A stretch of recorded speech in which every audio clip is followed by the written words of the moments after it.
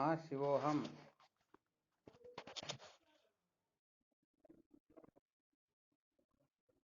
हाँ शिवोहम, नमो नारायण, हरि ओम।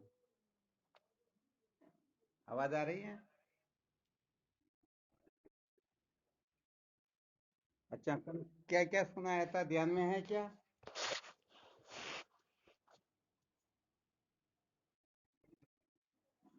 कल का मुख्य विषय क्या था? कल किसी ने रिकॉर्डिंग तो नहीं किया की?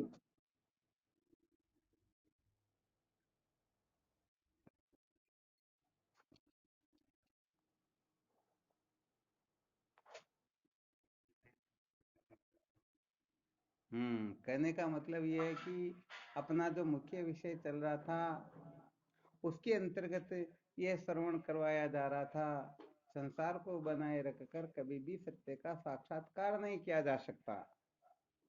तो यहाँ पर शंका उदय हो सकती है कि संसार को बनाए रखकर परमात्मा प्राप्ति नहीं कर सकते हैं, तो क्या संसार को बिगाड़ करके फिर परमात्मा प्राप्ति कर सकते हैं? यही विषय चला था ना। तो फिर इसके अंतर्गत एक रहस्य निकाला था। जो संसार को बनाए रखना चाहते हैं अथवा संसार को बिगाड़ना चाहते हैं, उनकी संसार के प्रति सोच कैसी होती है, संसार को किस दृष्टि से देखते हैं, उनके प्रति संसार की आस्था किस प्रकार से होती है। तो भी इसके अंतर्गत साधकों ने बहुत सारे सूत्र बताए, और वो जो सूत्र थे, कहने का मतलब इस प्रकार के थे जिसमें फिर शंका उदय हो सकती थी। फिर अंत में यही निर्णय निकला, जो संसार को सत्य समझते हैं वे ही इस संसार को बनाए रखना चाहते हैं अथवा बिगाड़ने की कोशिश करते हैं। आ गया समझ में? तो जो संसार के प्रति सत्य की, चेतन की और आनंद की, ये तीन जो अभिव्यक्तियां हैं, ब्रह्म के तीन जो विशेषण हैं, इस संसार को जो सतरूप समझेगा, चित्त रूप समझेगा, आनंद रूप समझेगा, तो कहने का मतलब वह संसार को बनाए रखना भी चाहेगा और बिगाड़ना भी चाहेगा। तो विचार करके देखो, इस प्रकार के साधक कभी भी सत्य का साक्षात्कार कर सकते हैं?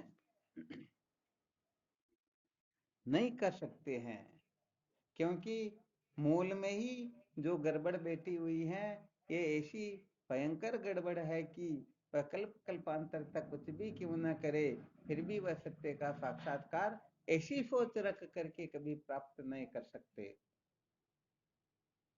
जीवन की वास्तविक समझ प्राप्त कर सकते क्या वो? तो कहने का मतलब संसार को सत्य समझ करके जितनी भी साधनाएं की जाएगी, जो जो किया जाएगा, वो सारा का सारा संसार को पुष्ट करने के लिए ही होगा, क्योंकि उनकी दृष्टि में संसार ही सत्य है, संसार ही आनंद रूप है।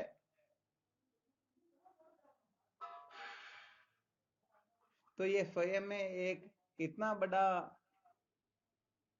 गड़बड़ घोटाला है कि इसको यदि कोई अपने खोपड़े में अच्छी तरह से बैठा करके भ्रमण करते हैं, तो भले ही वो साधन करो, जप करो, तप करो, तीर्थ वर्त करो, पूजा पाठ करो या अन्य कुछ भी करो, वास्तव में उनको यथार्थ लाभ होता ही नहीं। आ गया समझ में? अच्छा, और भी कल कोई मुख्य विषय चला था, किसी को याद है क्या?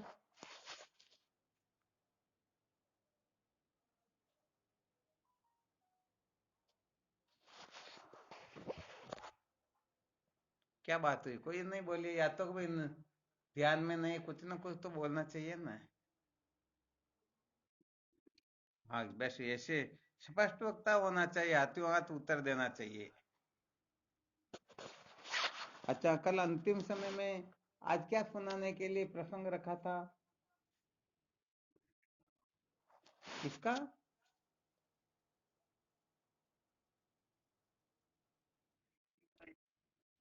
अच्छा, सिद्धि का। सिद्धि का।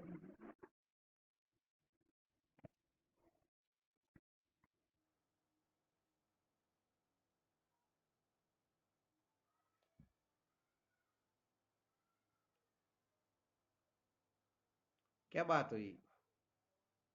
सीढ़ी से क्या मतलब होता? हाँ शिवोहम।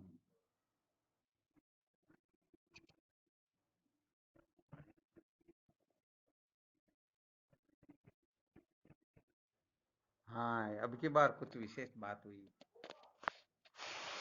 संसार को बनाए रख कर भी सत्य का साक्षात्कार नहीं किया जा सकता और बिगाड़ करके भी नहीं किया जा सकता है। तो अब क्या करना चाहिए? यही प्रसंग था ना। अच्छा, अब इस जगह पर यदि कोई ऐसा आग्रह करके बैठ जाए कि संसार को बनाए रख कर सत्य का साक्षात्कार कर सकते हैं अथवा संसार को बिगाड़ करके कर सकते हैं, तो दोनों अवस्थाओं में उनको यथार्थ बोध होने वाला है नहीं।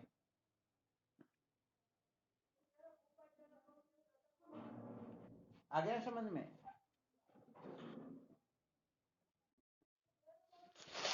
अच्छा, इस जगह पर क्या रहस्य निकालें, बोलो।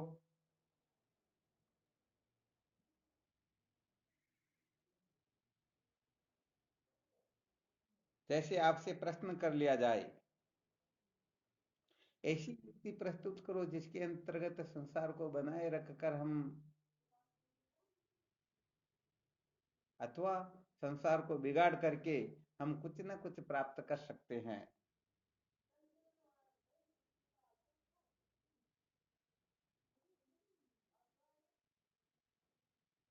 कहने का मतलब इनका यदि अपने को वैसे सिद्धांत तो यही निकला, बनाए रखकर अथवा बिगाड़ करके सत्य का साक्षात्कार नहीं किया जा सकता।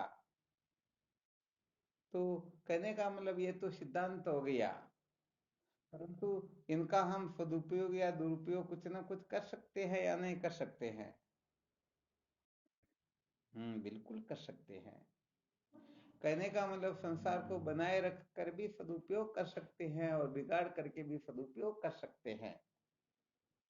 परंतु सचमुच में यदि कोई चाहे कि मैं पूर्ण रूप से संसार को बनाए रखूं या पूर्ण रूप से संसार को मिटा करके फिर परमात्मा तत्व का साक्षात्कार करूं, तो यहाँ पर कहने का मतलब फिर बात अलग हो जाती है। अच्छा, यहाँ पर ये बताइए, कर्म जो है ये संसार है या संसार से अलग है?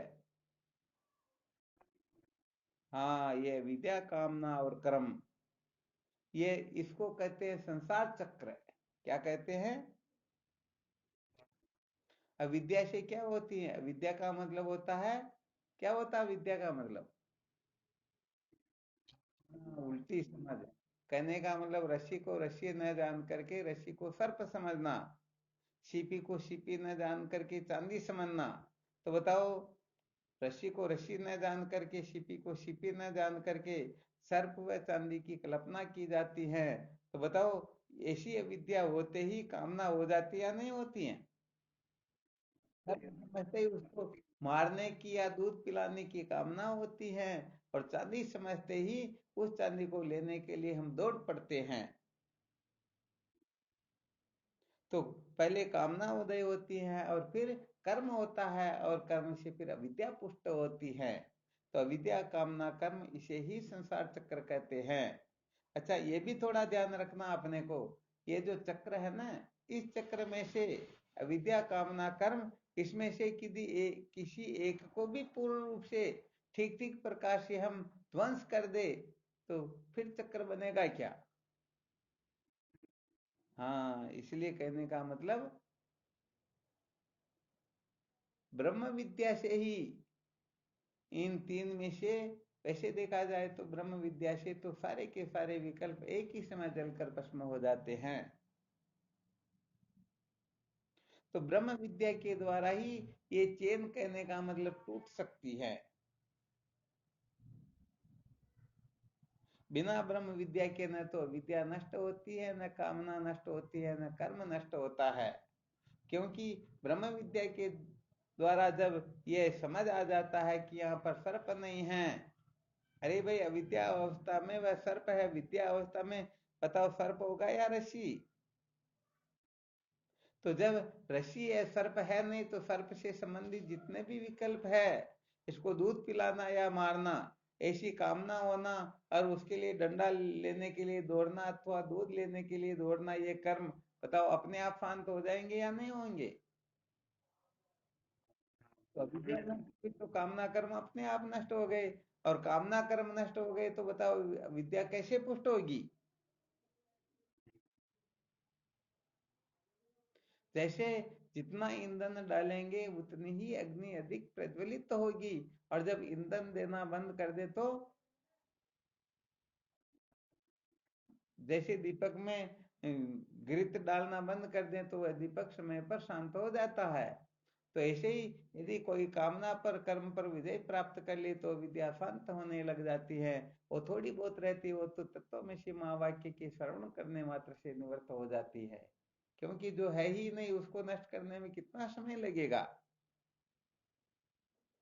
तो यहाँ पर बात यह है कि अच्छी तरह से ध्यान देना, ये संसार को बनाए रखना अथवा संसार को बिगाड़ना, जब तक अंतःकरण की शुद्धि नहीं होती है, चित्त शुद्धि नहीं होती है, तब तक कुछ अंशों में संसार को बनाए रखना होता है, कुछ अंशों में संसार को बिगाड़ना होता है। जैसे कर्म को संसार कहते हैं, तो इस जगह पर निषिद्ध कर्म और विहित कर्म दो प्रकार के कर्म हो गए। तो ये निषिद्ध कर्मों का त्याग करना होता है, फिर विहित कर्म करना होता है। फिर विहित कर्म का हम संशोधन करेंगे तो विहित कर्म भी सकाम और निष्काम भाव से दो प्रकार के होते हैं। तो सकाम का त्याग करेंगे और निष्काम का, फिर निष्काम कर्म के अंतर्गत भी अपनी प्रसन्नता के लिए निष्काम कर्म होता है और ईश्वर की प्रसन्नता के लिए होता है। तो अपनी प्रसन्नता का त्याग करके जब ईश्वर की प्रसन्नता के लिए निष्काम कर्म करेंगे तो समझ लेना चाहिए कि हम सचमुच में उन्नति की ओर प्रस्थान कर चुके हैं। तो यहाँ पर साथ ही साथ समझते जाना, तो संसार के किस विषय को छोड़ना, किस विषय को पकड़ना। तो दो प्रकार के कर्म बताए, निषिद्ध और विहित। इसमें से निषिद्ध को छोड़ना है, विहित को पकड़ना है। फिर विहित में भी सकाम कर्म निष्काम कर्म दो प्रकार के बताए, तो सकाम को छोड़ना, निष्काम को पकड़ना। फिर निष्काम के अंतर्गत भी स्वयं की प्रसन्नता के लिए और ईश्वर की प्रसन्नता के लिए, तो हमें ईश्वर की प्रसन्नता के लिए इस कर्म को पकड़ना है और अपने लिए त्याग करना है। बताओ संसार को छोड़ना पकड़ना सार्थक हुआ या नहीं हुआ? हाँ, परंतु ध्यान रखना ये केवल चित्त शुद्धि के लिए ही, चित्त शुद्धि का प्रसंग चल रहा है, इसलिए इनका हम उपयोग कैसे करते हैं इनके बारे में ये सूत्र बताए जा रहे हैं। वरना विद्या के बंधन से छूटना हो तो चाहे सकाम हो या निष्काम हो, अपनी प्रसन्नता के लिए हो या ईश्वर की प्रसन्नता के लिए, विधि हो या निषेध हो, सबका त्याग करना ही पड़ता है। इसीलिए कहा गया न कर्मणा न प्रजया न धनेन त्यागेन केमली तत्वमानसु। आ गया समझ में? हाँ, तो इसके बारे में खूब मंथन करना चाहिए। तो जिनका चित्त शुद्ध हो गया उनके लिए संसार को न बनाने की आवश्यकता है न बिगाड़ने की आवश्यकता है, क्योंकि वास्तव में संसार तो होता ही नहीं। संसार को बनाए रखना चाहेंगे वह भी पागल होता है, और बिगाड़ना चाहते हैं वह भी पागल ही होगा। सचमुच में संसार उत्पन्न हुआ हो तो आज दिन तक वशिष्ठ राम जैसे बड़े बड़े तत्व के महात्माओं का प्राकट्य हुआ, भगवान कृष्ण जैसे बड़े बड़े महापुरुषों का, भगवान शंकराचार्य जी महाराज, और अभी तक भी बड़े बड़े विद्वत महापुरुषों का प्राकट्य हुआ, परंतु वास्तव में संसार होता तो इसको कभी का निवृत्त कर देते। प्रपंचो यदि विद्यते निवर्तेत न संशय, माया मात्रम इदम द्वैतम अद्वैतम परमार्थतः। वास्तव में ये प्रपंच सत्य होता, वास्तव में संसार होता तो कभी न कभी इसकी निवृत्ति हो ही जाती, परंतु वास्तव में ये संसार तो माया मात्र है। ये दिखाई देता है परंतु वास्तव में होता कुछ भी नहीं। जैसे स्वप्न के अंतर्गत सारा का सारा संसार दिखाई देता है, परंतु जगने के पश्चात उनका कोई सत्व महत्व नहीं है। तो जब तक ज्ञान नहीं होता है तब तक ये संसार रूपी खिलौना अज्ञानी मूर्खों को ही सुखी दुखी करता रहता है, और जिनको ज्ञान हो जाता है तो उनके लिए संसार सुख दुख का कारण नहीं होता, क्योंकि सर्वकलविदम ब्रह्म, परमात्मा के सिवाय, आत्मा के सिवाय कोई दूसरी वस्तु है ही नहीं। तो ये स्थिति तो वैसे देखा जाए जिनको सर्वात्म बोध होता है, ऐसे महापुरुषों की स्थिति कुछ और होती है। वो सब कुछ होते हैं, कुछ नहीं होते हैं, परंतु इनको बेचारे कर्मकांडी लोग, ये संसार के कचरे में पड़े हुए जीव जो अनात्म पदार्थों को महत्व दे करके नाम रूप आदि के चक्कर में पड़े हुए हैं, ऐसे बूढ़े जीव इस रहस्य को समझ नहीं सकते। आ गया समझ में?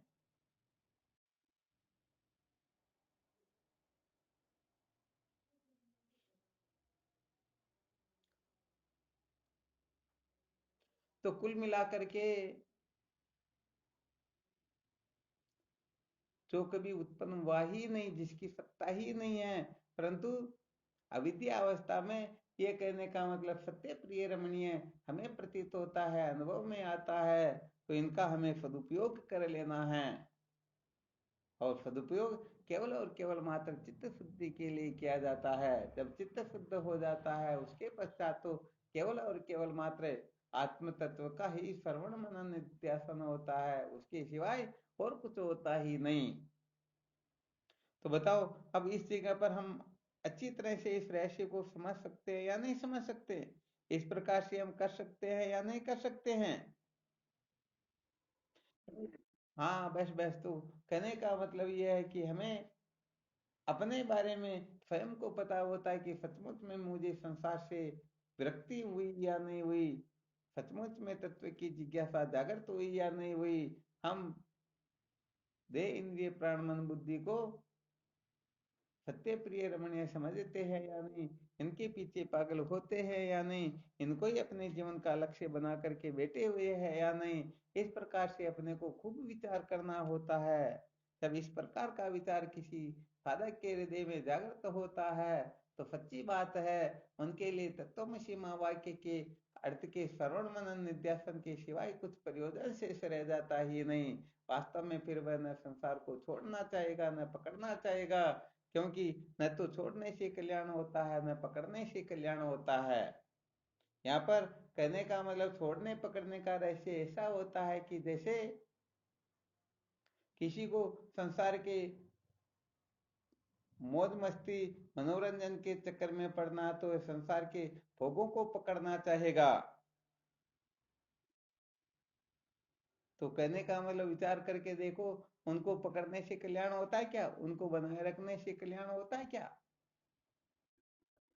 और कोई केवल मात्र ये जो संसार में नाम रूपात्मक प्रपंच दिखाई दे रहा है, इनके संबंधों से छूट करके समझ ले, मैं स्थूल सूक्ष्म कारण के संबंधों से छूट करके अपने को कृतार्थ समझ लूंगा, तो ये भी वास्तव में कृतार्थता की पहचान नहीं है।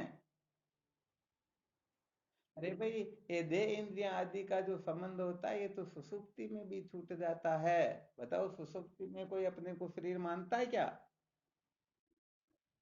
तो कोई कह दे कि केवल शरीर से हम पिंड छुड़ा ले, शरीर को मैं मेरा नहीं समझे, तो भी कल्याण हो जाएगा। तो सुसुप्ति अवस्था में मैं मेरा नहीं समझते हैं, तो सचमुच में कल्याण होता नहीं। कल्याण तो तभी होता जब सचमुच में मूल सहित विद्या की निवृत्ति हो। तो मूल सहित विद्या की निवृत्ति, जैसे स्वप्न से जगे बिना स्वप्न के दुखों का निराकरण नहीं होता, ऐसे ही समस्त प्रपंच का जो मूल है, उस मूल को क्या करेंगे?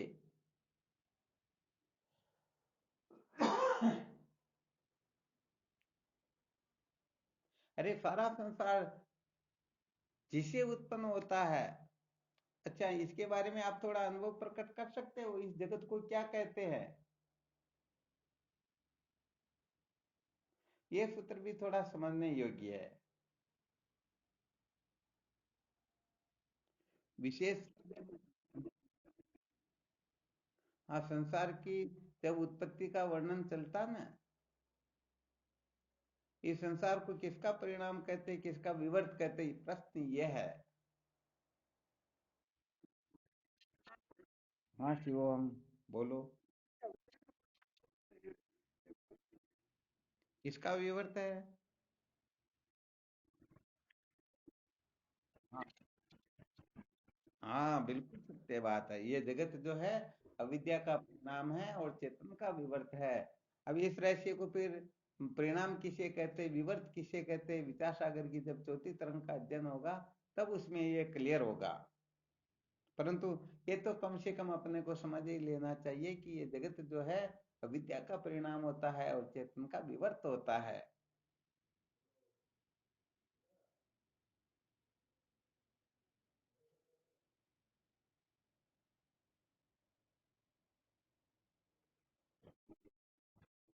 हाँ बोलो।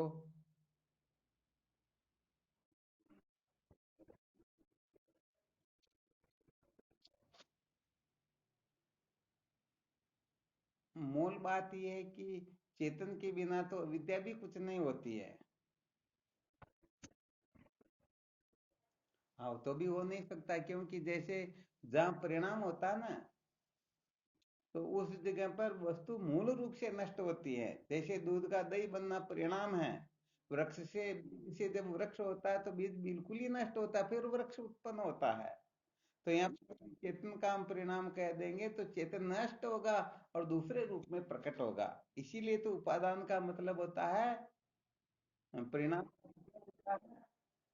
परिणाम कहते हैं उपादान के समान स्वभाव वाला अन्यथा स्वरूप, इसे परिणाम कहते हैं। और अधिष्ठान से विपरीत स्वभाव वाला अन्यथा स्वरूप विवर्त कहलाता है। अब इनकी लंबी चौड़ी व्याख्या आगे करते रहेंगे, देखते रहेंगे। जिन जिन जिज्ञासुओं को ये जिज्ञासा उदय होगी फिर इसके बारे में खोज भी करेंगे। हाँ बिल्कुल, दोनों करना जरूरी है।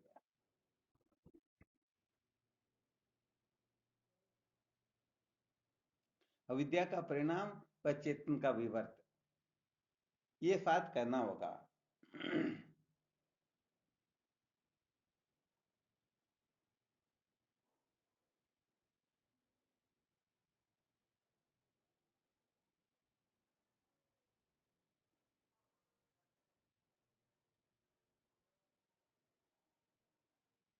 चलो इसमें और कोई शंका हो तो। अपना जो संसार को बनाए रखना अथवा बिगाड़ करके फिर परमात्मा तत्व का साक्षात्कार करने वालों के बारे में यदि कोई और शंका रह गई हो, कोई रहस्य हो, तो इसी समय प्रस्तुत कर सकते हो।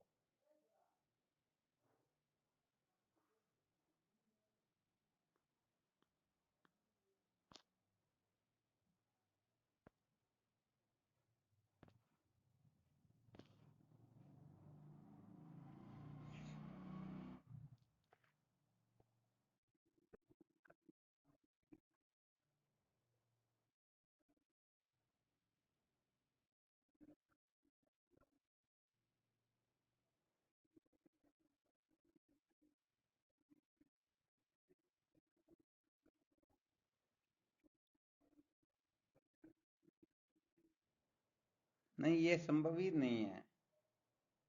ये तो एक प्रकार से सिद्धांत समझ लीजिए कि संसार को बनाए रखकर अथवा बिगाड़ करके कोई परमात्मा तत्व का साक्षात्कार करना चाहता है तो वास्तव में नहीं कर पाएगा।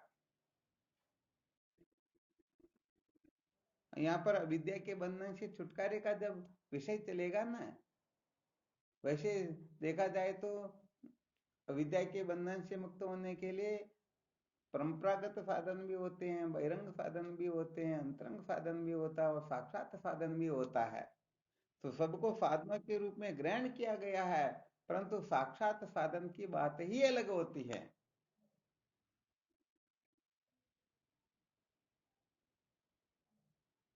तो यहाँ पर ये भी ध्यान रख लेना, संसार का जब उच्चारण किया जाता है तो संसार, ये जो बाकी है जो ठीक है, परंतु अपने को संसार का अर्थ समझना है देह इंद्रियां प्राण मन बुद्धि।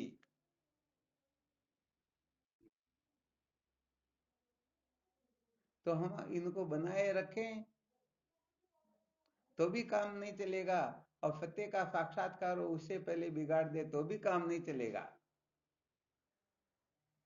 और जब सत्य का साक्षात्कार होगा तो फिर तो सदा सदा के लिए चिंता भाव निश्चय हो जाएगा। वह तो बात ही अलग है। परंतु जैसे कोई कह दे, देखो एक छोटा सा दृष्टांत ध्यान में आ गया।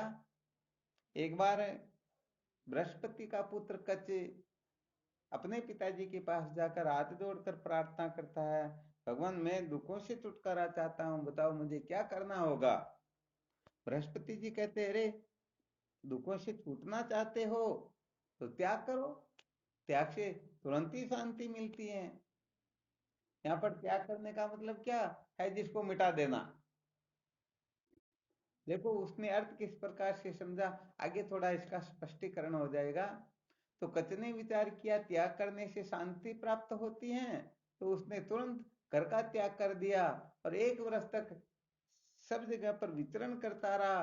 परंतु सचमुच में शांति तो शांति के हिसाब से ही प्राप्त होती है। शांति प्राप्त हुई नहीं, फिर आकर के प्रार्थना करने लगा, भगवान मुझे शांति नहीं मिली, बताओ मैं क्या करूं। बृहस्पति जी ने तुरंत कह दिया बेटे यदि शांति चाहते हो तो त्याग करो।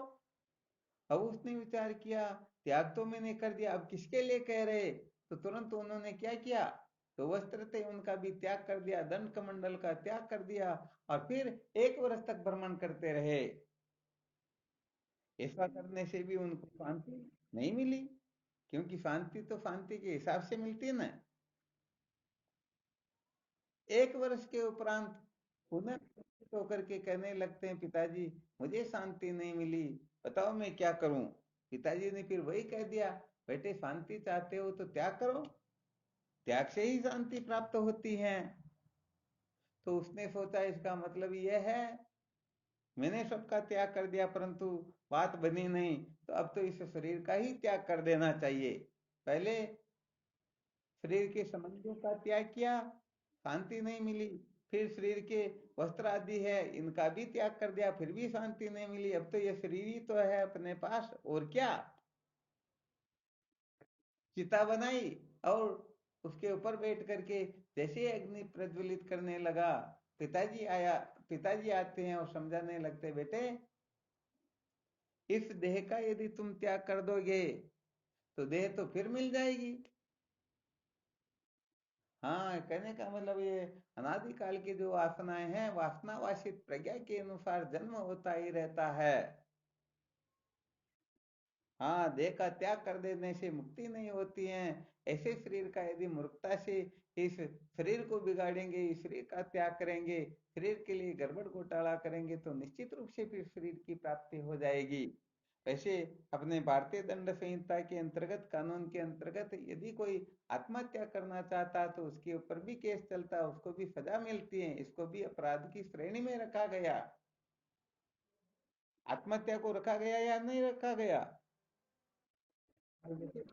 तो अपने शास्त्रों की दृष्टि से देखा जाए तो आत्महत्या जो होती है इससे बड़ा कोई पाप होता ही नहीं। तो चलो इसके बारे में तो पहले भी चर्चा की हुई है, क्योंकि आत्महत्या बहुत बड़ी खतरनाक वस्तु होती है। वैसे संसार के लोग तो आत्महत्या इसको ही समझते हैं कि एन केन प्रकार इस शरीर को नष्ट कर दे, जहर पी ले, फांसी पर लटक जाए या एक्सीडेंट कर ले, इसका नाम आत्महत्या नहीं है। ये तो संसार की दृष्टि से होती है। वास्तविक दृष्टि से, ज्ञानियों की दृष्टि से, ज्ञान की दृष्टि से, शास्त्रों की दृष्टि से आत्महत्या का अर्थ होता है ये मानव देह प्राप्त करके भी आत्म तत्व को न जान करके इस जीवन को व्यर्थ बर्बाद कर देना, इसको कहते हैं आत्महत्या। और इस आत्महत्या का फल क्या बताया? ईशावास्य उपनिषद में बताया गया, सूर्या नाम ते लोका अंधेन तमसावृता तास्ते प्रत्याभिगच्छन्ति एके चात्महनोजना। अर्थात जो आत्महत्यारे होते हैं, जिन्होंने आत्म तत्व का साक्षात्कार न करके ऐसे ही जन्मे और ऐसे ही मर गए, खा पी करके मौज मस्ती करके मनोरंजन करके, ऐसे मूर्खों का जहाँ सूर्य का प्रकाश भी नहीं पहुंचता उस जगह पर जन्म होता भूत प्रेतों के रूप में। वहां खाने पीने के लिए कुछ नहीं मिलता, जो शरीर से निकलता उसे ही पियो और उसे ही खाओ। तो आत्महत्या बड़ी खतरनाक वस्तु होती है। तो यहाँ पर कच जो है संसार की दृष्टि वाली आत्महत्या के लिए उतारू होता, तो बृहस्पति आकर के समझाते बेटे ऐसे कहने का मतलब देह का त्याग कर देने से शांति नहीं मिलती है, कि देह तो फिर प्राप्त होता ही रहेगा। फिर कच ने पूछा पिता पिताजी मेरे को ऐसे समझ में नहीं आ रहा, बताओ मैं क्या करूं। पिताजी फिर उनको समझाते बेटे देह आदि के त्याग का नाम वास्तव में संसार का त्याग नहीं होता है, चित्त त्यागम विदु सर्व त्याग है। अर्थात जब तक चित्त का त्याग नहीं होगा तब तक समझो कुछ भी त्याग नहीं हुआ। तो यहाँ पर अपना जो विषय चल रहा ना, संसार को बनाए रख कर अथवा संसार को बिगाड़ करके, ये दोनों ही मूर्खता की बात होती है। अरे, जिससे जिस वस्तु से हम संसार को बनाए रखना चाहते हैं अथवा जिससे हम संसार को बिगाड़ना चाहते हैं उसका ही त्याग करना होता है। यहाँ पर त्याग का त्याग करना होता है। तो बताओ, इस संसार को हम चित्त से ही बनाए रखना चाहते हैं या नहीं बनाए रखना चाहते हैं? और बिगाड़ना भी चित्त से चाहते हैं। तो शास्त्रों का जो तात्पर्य होता है, त्याग से शांति मिलती, तो यहाँ पर चित्त के त्याग करने से शांति मिलती है। चित्त से यदि आप किसी को ग्रहण करोगे तो भी शांति नहीं मिलेगी, चित्त से त्याग करोगे तो भी शांति नहीं मिलेगी। हाँ, शांति कुछ अंशों में मिल सकती है, परंतु पूर्ण रूप से शांति प्राप्त करना हो तो चित्त का ही त्याग करना होता है। क्योंकि चित्त का त्याग किए बिना कोई कभी कृतार्थ होता ही नहीं। देखो, थोड़ा सा रहस्य और ध्यान में आ गया। एक बार सनकादिक ऋषि ब्रह्मा जी के पास जाकर प्रार्थना करते हैं, भगवान, ये संसार के जितने भी विषय, शब्द स्पर्श रूप रसगंध, ये सारे के सारे विषय हमारे चित्त में प्रविष्ट कर जाते हैं, और हमारा जो चित्त है ये विषय भोगों में प्रविष्ट कर जाता है। हम चाहते हैं कि इनको अलग अलग करें। ध्यान देना, बहुत सूक्ष्म विषय है। ये तो कहने का मतलब हंस गीता के नाम से प्रसिद्ध है, बड़ा विलक्षण संवाद है। इस रहस्य को भी यदि कोई समझ जाता तो वह भी वास्तव में सदा सदा के लिए कृतार्थ हो जाता है। ये जीवन भर की जो रामलीला होती है ना, ये पकड़ने छोड़ने की, ग्रहण त्याग की, ये सारी की सारी रामलीला इस रहस्य को समझने मात्र से सदा सदा के लिए शांत हो जाती हैं।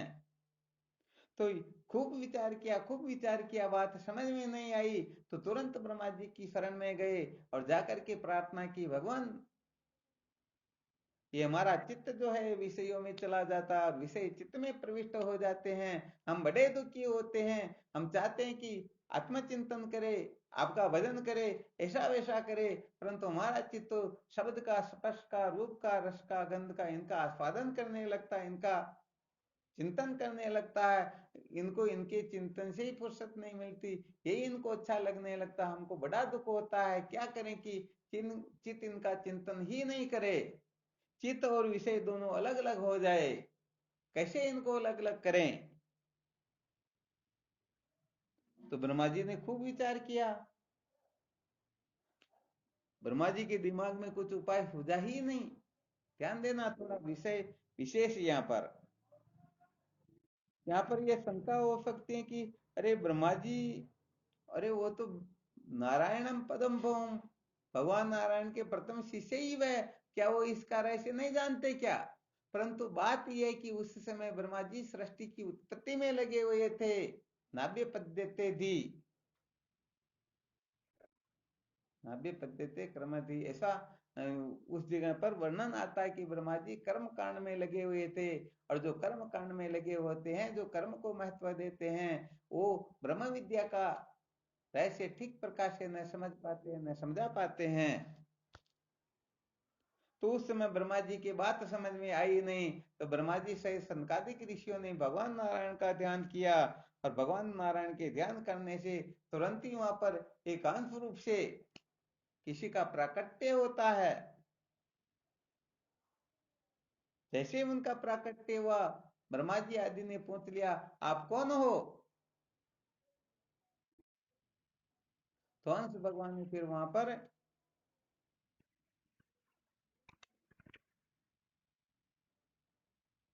ये कहा, अरे भाई, ये प्रश्न तो बनता ही नहीं है, क्योंकि देह की दृष्टि से पूछते हो तो जो तुम्हारा देह वही मेरा देह है, तुम्हारा देह जिससे बनना वही मेरे से बनता है, इसलिए देह से संबंधित कोई प्रश्न नहीं बनता। और आत्म दृष्टि से देखा जाए तो आपकी आत्मा वही मेरी आत्मा है।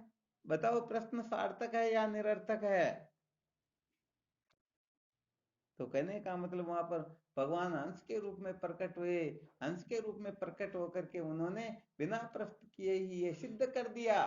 हंस क्या करता है? दूध व पानी को कर देता ना। तो वहां पर हंस भगवान के रूप में प्रकट होकर के ये सिद्ध करते हैं कि तुम अंतःकरण को वह विषयों को अलग अलग करना चाहते हो, तुम्हें इसका रहस्य समझाने के लिए ही तुम्हारे सामने प्रकट हुआ हूं। ठीक है ना? अब यहां तक भूमिका बनी। अब आगे है ब्रह्म विद्या का मुख्य विषय। अच्छा, यहाँ पर छोटी सी शंका करते हैं कि अंतःकरण व विषय को कभी अलग किया जा सकता? कोई भी साधक अपना अनुभव प्रकट करे। भाई ब्रह्मा जी भी वो उस जगह पर फेल हो गए। हो सकता है ब्रह्मा जी से थोड़ा बहुत ज्यादा अनुभव रखते हो तो बता सकते हो।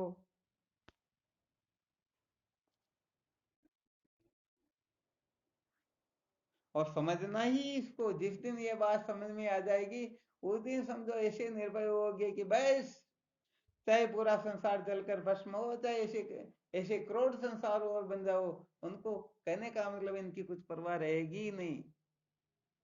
न सुख होगा न दुख होगा, ऐसी स्थिति में स्थित हो जाएंगे। जैसे आकाश को चुना नहीं कर सकता ना, वैसे ऐसे महापुरुष के जीवन में फिर सुख दुख का प्रवेश ही नहीं होगा। वो तो एक तरह से झंझट प्रूफ घड़ी की तरह हो जाएंगे, वाटर प्रूफ घड़ी की तरह झंझट प्रूफ हो जाएंगे। हाँ बिल्कुल, बोलो।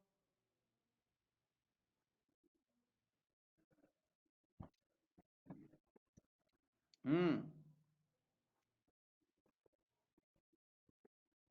हम्म।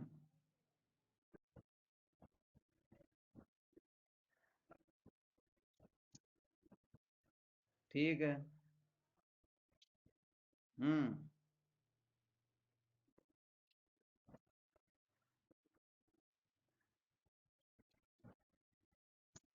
नहीं, यहाँ पर हाँ, यहाँ पर चित्त और विषय को अलग किया जा सकता है या नहीं, सिद्धांत नहीं सुनाना कहने का मतलब। नहीं, ये सिद्धांत ये नहीं सुनाना था, प्रश्न ये था कि चित्त और विषय को अलग किया जा सकता है या नहीं। केवल इतना ही उत्तर देना था। बहुत धन्यवाद, बहुत अच्छी बात। अच्छा, बाकी के साधक भी देखो, क्या चित्त को और विषय को अलग किया जा सकता है क्या? वरना आप जो बता रहे हैं, ये तो सिद्धांत है, मद रूपम उभयम त्यजेत है, केवल मात्र मेरे को जानो और इन दोनों का ही त्याग कर दो, ये सिद्धांत है। परंतु पहले थोड़ा इस रहस्य को समझ लेते हैं कि चित्त को और विषय को अलग किया जा सकता है या नहीं। यदि किया जा सकता है तो कैसे, कब तक किया जा सकता है, कितनी देर तक किया जा सकता, सदा सदा के लिए हो सकता है या नहीं हो सकता?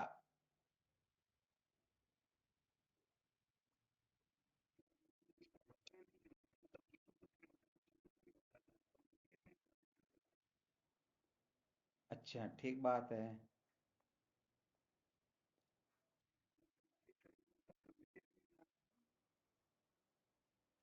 चित्त रहेगा तब तक विषय रहेगा, या विषय रहेगा तब तक चित्त रहेगा? ठीक बात है। अच्छा, तो यहाँ एक सूत्र और बता देते हैं। विषय की प्रतीति को ही चित्त कहते हैं। विषय की प्रतीति जो होती है ना, इसी को मन कहते हैं। यदर्थ प्रतिभानम तन्मन इत्य तन्मन इत्य विधीयते। विषय की जो प्रतीति होती इसी को मन कहा जाता है। चलो ठीक, बहुत अच्छा, और भी सुनाओ।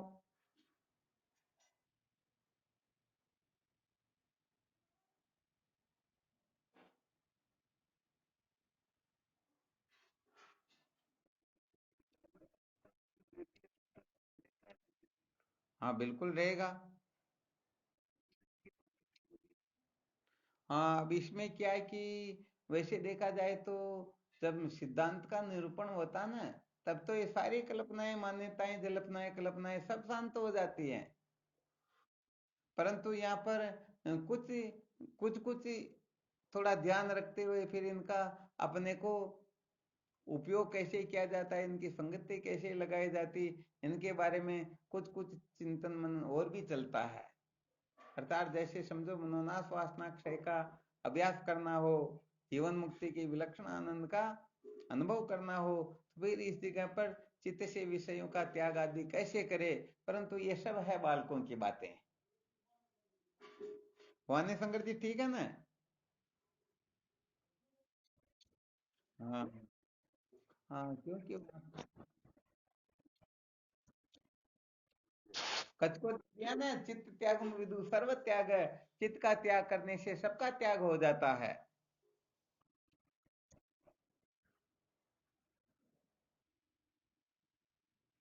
तो चलो जीवन में इस रहस्य को भी बहुत अच्छी तरह से समझना, ठीक है ना? अंतःकरण और विषय, चित्त को और विषय को कैसे अलग किया जाता है, या इनका वास्तव में क्या किया जाता है, इसके बारे में साधकों को बहुत मंथन करना चाहिए। और वास्तव में ये निष्ठा जिस दिन जागृत होगी उसी दिन न चाहते हुए भी हम जीवन मुक्त हो जाएंगे। ये सारे दुखों का जो मूल है समझो, उस पर बमगोड़ा ही गिर जाएगा। वरना तो रात दिन पागल होते रहेंगे, ऐसे ऐसा वैसा, ऐसा होना चाहिए, ऐसा नहीं होना चाहिए, ये सब बालकों की बातें हैं। जो कहने का मतलब दिमाग में वो जैसे चूहा खुद वो करता रहता ना, कुतरता रहता, वैसे ही दिमाग में एक चूहा बैठा रहेगा और कुतरता रहेगा। बात समझ में आएगी नहीं, ऐसे ही जीवन निकल जाएगा। इसीलिए ये रहस्य जिसके समझ में आ जाता है तो वास्तव में सचमुच में न तो वह संसार को बनाए रखना चाहता, न बिगाड़ना चाहता, क्योंकि उसकी दृष्टि में है ही नहीं। अरे उनकी दृष्टि में तो दोनों का ही त्याग करना है, दोनों ही कचरा है।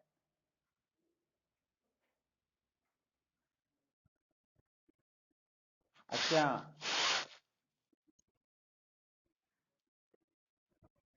हम्म। हाँ बिल्कुल, बिल्कुल बिल्कुल।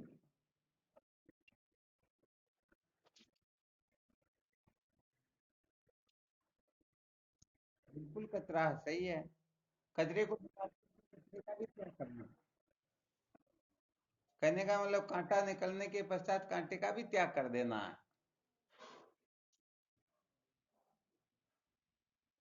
तो वास्तव में असली बात यही, चित्त के द्वारा क्या त्याग करना, क्या ग्रहण करना, इस रहस्य को समझ करके फिर अंत में चित्त का त्याग करना, असली चीज ये है। चित्त त्यागम विदु सर्व त्याग है। चित्त के त्यागने से सबका त्याग हो जाता है, क्योंकि चित्त में वह संसार है।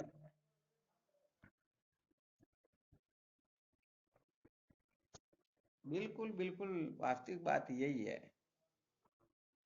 चित्त का त्याग कर देने पर ग्रहण त्याग का ये सारा झगड़ा झमेला शांत हो जाता। उनकी दृष्टि में न ग्रहण है न त्याग है, ये सारा का सारा प्रतीत स्मुत्पाद है। सारा का सारा कल्पित समृद्धि से व्यवहार होता है। वास्तव में इनकी सत्ता ही नहीं, ये तो सारा का सारा स्वप्न मात्र है, मनोमात्र है।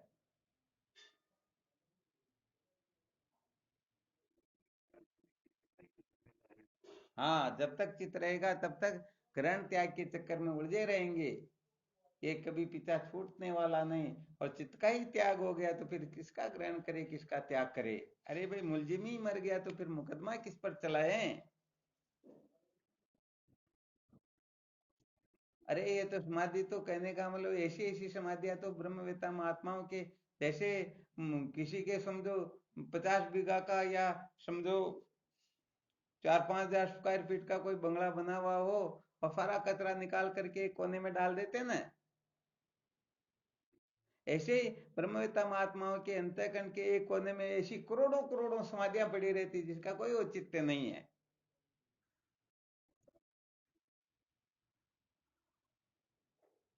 ये सा जब तक ज्ञान होता तब तक सब ठीक है। ज्ञान की निवृत्ति होने पर कहते द्वैतम न विद्यते, फिर द्वैत नाम की कोई वस्तु रहती ही नहीं।